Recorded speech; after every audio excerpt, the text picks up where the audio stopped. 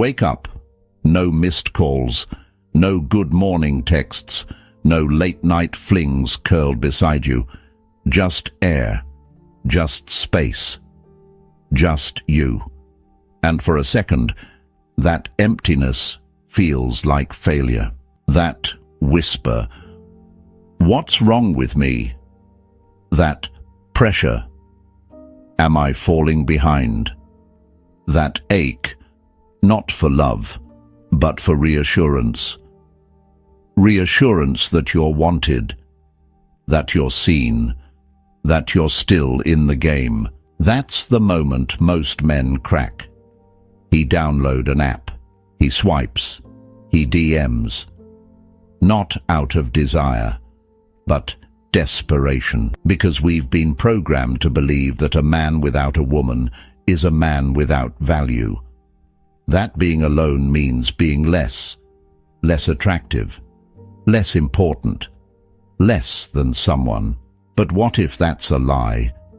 What if time alone isn't a curse, but a mirror?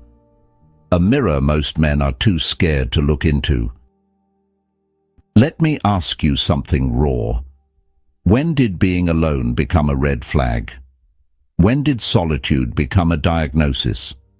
Why is it that the longer you're single, the more people start looking at you like you're broken, like there's a glitch in your code, like you're some unfinished product waiting to be picked off the shelf? They don't say it outright, but you feel it. At weddings, at family dinners, at brunch tables where everyone's showing off their someone. It's in the questions they ask with fake smiles. Still single? You ever think about settling down? You're not getting any younger. Translation: What's wrong with you? She must be hard to love. He probably can't commit. Maybe they're just too damaged. No. Here's the uncomfortable truth no one wants to say out loud. The longer you stay single, not because you can't find someone, but because you refuse to settle, the more dangerous you become. Why? Because most people don't build when they're alone. They binge, they scroll, they distract, they chase whatever temporary attention numbs the ache of emptiness. But you didn't. You stayed with the silence. You sat in the stillness. And you came out different. See, the world doesn't respect the man or woman who waits. They don't know what to do with someone who's patient. They're wired to admire the one who conforms, the one who locks it down early, posts couple selfies, gets engaged, marries young, and starts checking boxes. It looks like love, but more often than not, it's fear with a filter. Fear of being alone, fear of being judged, fear of being the last one without a ring on their finger. But let me make this painfully clear. There is nothing behind about choosing yourself. There is nothing weak about walking your own damn path, especially when it's quieter, longer, and lonelier. You don't need to be validated by some half-present relationship to feel valuable. You don't need to entertain dead-end wide texts just to prove someone wants you. You don't need a warm body beside you to prove that you're alive. You need truth. You need presence. You need the kind of solitude that breaks the old version of you and resurrects something stronger. And if that makes people uncomfortable, good. If that intimidates the ones who chose comfort over growth, even better. Because here's the truth. No one admits. Most people aren't scared of your loneliness. They're terrified of your power in it. They don't fear that you're alone. They fear that you're thriving in it. That while they're scrolling through highlight reels and settling for someone who doesn't challenge them, you're becoming someone no one can ignore. They fear the version of you who doesn't need them. The version of you who stopped performing, who started becoming. Seneca once said, "It is not that we have a short time to live, but that we waste a lot of it." And what do most people waste it on?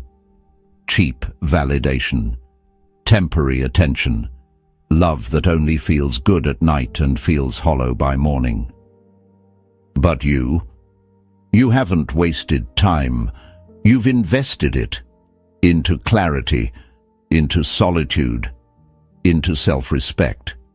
You've trained yourself to walk alone without flinching, to sit in silence without reaching, to let go of the need to be chosen and choose yourself instead. And here's what happens when you do that. Every day you remain single and conscious, you sharpen your edge. You become more aware, more centered, more immune to the low-effort offers that once looked like love. You stop needing attention and start commanding it. Not with noise, with presence, with energy, with unapologetic self-respect. Let them keep their timelines. Let them keep their fast food relationships and goals, hashtags, because you're playing the long game. And I'll tell you this now, if you stay with me until the end of this video, you're not just going to feel better. You're going to feel reborn. Because being alone isn't the curse. It's the gateway. The gateway to presence. The gateway to purpose. The gateway to power. By the end of this, you'll understand something they never taught you.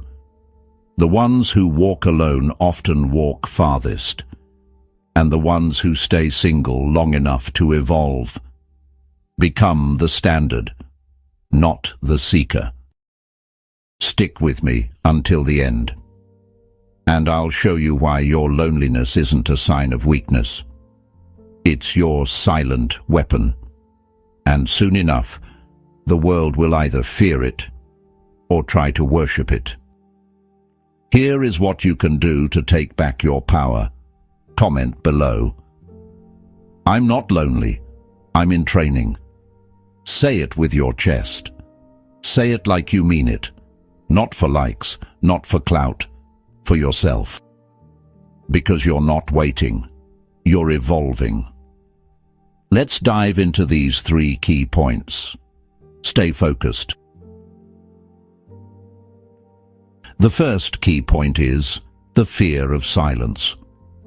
Most people aren't in relationships. They're in distractions with benefits. They don't love their partner. They love noise, constant noise, texts, calls, drama, validation, a revolving door of emotional stimulation that keeps them from ever hearing the one voice that matters most, their own. Because silence, that terrifies them. They don't tell you this, but it's the truth. The quiet, the stillness, the moments when the phone isn't lighting up and no one is watching their stories. That's when the mask slips. That's when the old wounds start whispering. That's when the thoughts they've buried under flings, filters, and fake happiness start crawling back to the surface. They'll do anything to avoid that silence. Download another app. Start another situationship. Text someone they don't care about just to feel wanted. All because they can't sit in a room with their own thoughts for longer than 5 minutes without squirming. But you chose to face it. You walked straight into the stillness everyone else runs from. And yeah, at first it hurts. That quiet exposes things you didn't want to deal with. The heartbreaks, the rejection, the unmet expectations. The years you spent chasing approval from people who never deserved access to you in the first place. But here's the shift. Silence is not your enemy. It's your mirror. And only the brave look in that mirror and refuse to look away. Marcus Aurelius once said, "Nowhere can man find a quieter or more untroubled retreat than in his own soul." But how many people do you know who actually go there?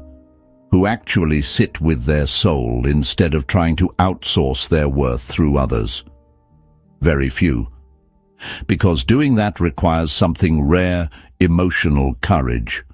Silence forces you to answer the questions you've dodged for years. Who am I without someone needing me? What do I believe in when there's no one around to impress? What kind of life do I want to build? Not for optics, not for Instagram, but for me. See, the longer you sit with yourself, the less tolerance you have for noise. You stop craving chaos. You start demanding peace. You no longer entertain people who only show up when it's convenient, because you've discovered something deeper than attention, alignment. And the truth is, most won't get it. They'll say you're too distant, too picky, too intense. But the truth? You're just not willing to pollute your soul to escape a little silence. Because now you understand. That silence didn't break you, it built you. Key point 2. Approval detox. You ever notice how much of your life was built chasing someone else's nod? Their validation, their permission, their attention. From childhood to your last relationship, you've been trained, conditioned to seek approval like it's currency. Smile enough. Don't rock the boat. Be likable. Be desirable. Be what they want. And maybe, just maybe, you'll finally be enough. But here's the poison in that thinking. Every time you shapeshift to gain approval, you abandon a piece of yourself. Piece by piece. Smile by fake smile. Compromise by quiet betrayal. Until one day you don't even recognize who's staring back at you in the mirror. Staying single is an approval detox. It rips the addiction out of you. Cold turkey. No more texting people just to feel wanted. No more bending your standards just to be chosen. No more warping your voice, your values, your vision just to keep someone around who was never even looking at the real you in the first place. And let me tell you, it's a painful withdrawal. Approval, after all, is seductive. It hits like a drug. A quick high. A like on your selfie. Are you up? Text at 1 a.m. A breadcrumb of attention that keeps you hooked. But the crash? The crash is brutal because you're not being loved. You're being managed. You're being fed just enough to stay dependent. So you detox. You cut the cord. You stop asking, do they like me? And start asking, do I even like me? And that's when the whole game changes. As James Clear wrote, every action you take is a vote for the type of person you wish to become. So when you stop chasing approval and start living in alignment, every single decision becomes a vote for freedom. You stop over-explaining yourself. You stop shrinking in rooms that can't handle your full presence. You stop saying yes when your body is screaming no. Most people can't handle a person who doesn't need to be liked.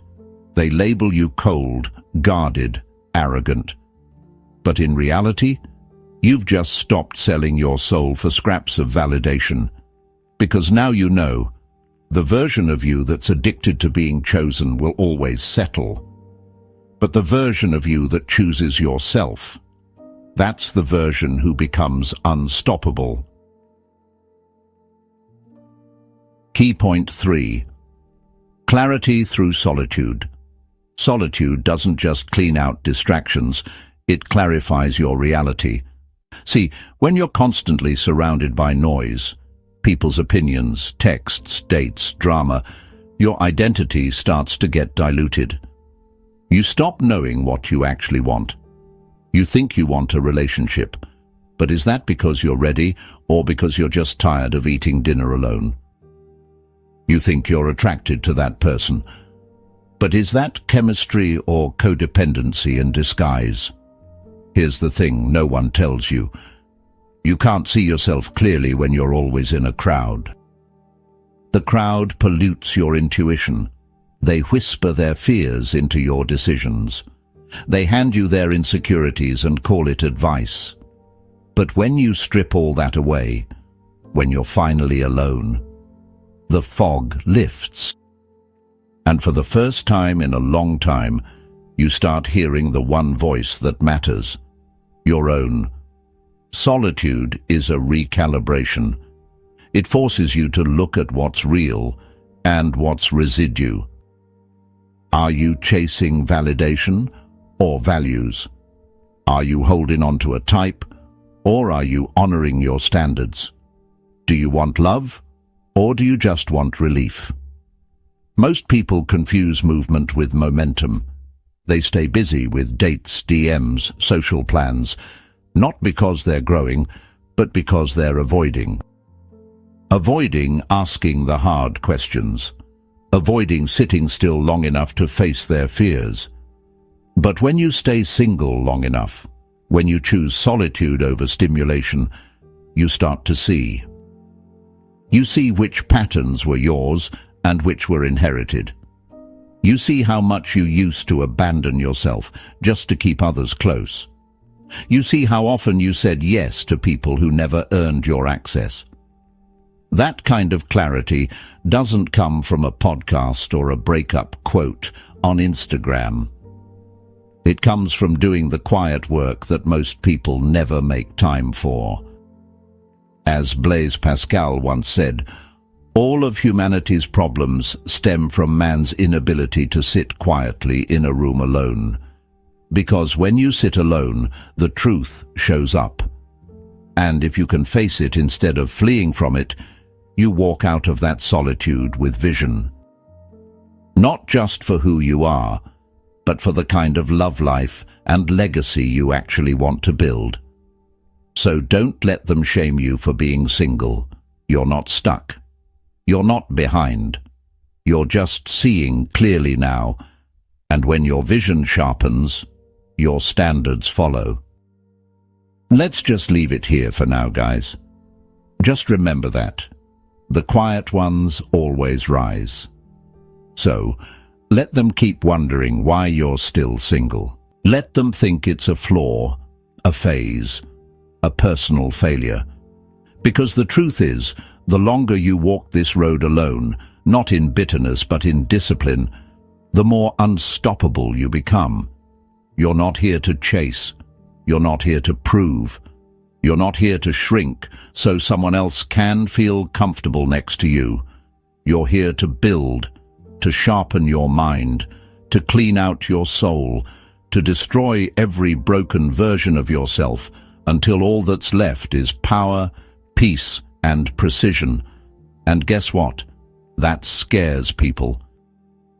Because when you stop needing, you start attracting. Not just lovers, but alignment, purpose, fire. The ones who rush into relationships out of fear. But noise isn't growth. Noise isn't strength. Stillness is. Self-respect is. Silence that no longer scares you. That's the mark of someone who's finally become dangerous. So don't you dare shrink. Don't you dare explain. You're not cold. You're not behind. You're just walking through your initiation. And every day you choose yourself over crumbs is one step closer to the kind of power most people never unlock.